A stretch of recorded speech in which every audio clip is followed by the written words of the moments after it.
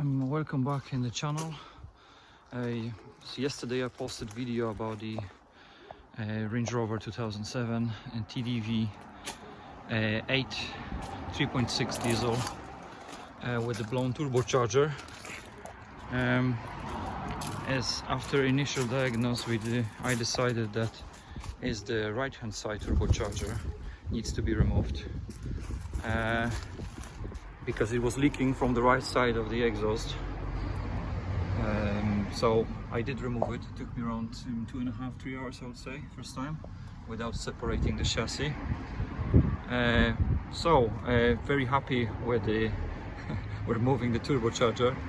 I've contacted the company called Midland Turbos, and I spoke to advisor, told him that I have the part out and I would like them to recondition it for me. Which the first question that he had, which side did I remove, and I said, well, the right side, because that was the one leaking. And he said, laughed a little bit, and he said that I removed the wrong one, because what is happening in those cars, and it's always the same thing, is the left hand side turbocharger is seizing. As you can see, this is the left hand side turbocharger, completely seized. It basically blows, and then the oil, it's leaking from the engine, from that turbocharger left hand side, all the way through the intercooler, being drawn by the right hand side turbocharger while still spinning, and making look like the right hand side is blown because the oil is leaking from the other side.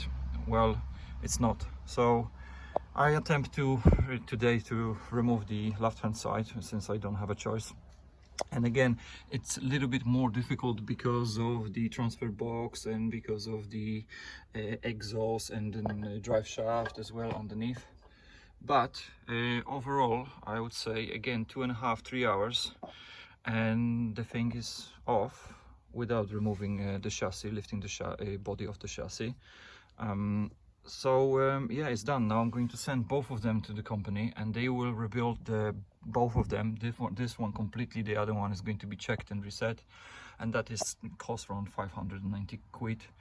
Obviously after that, full service, oil change, filters, intercooler hose because it's leaking, and let's hope the whole thing, it will be up and running again.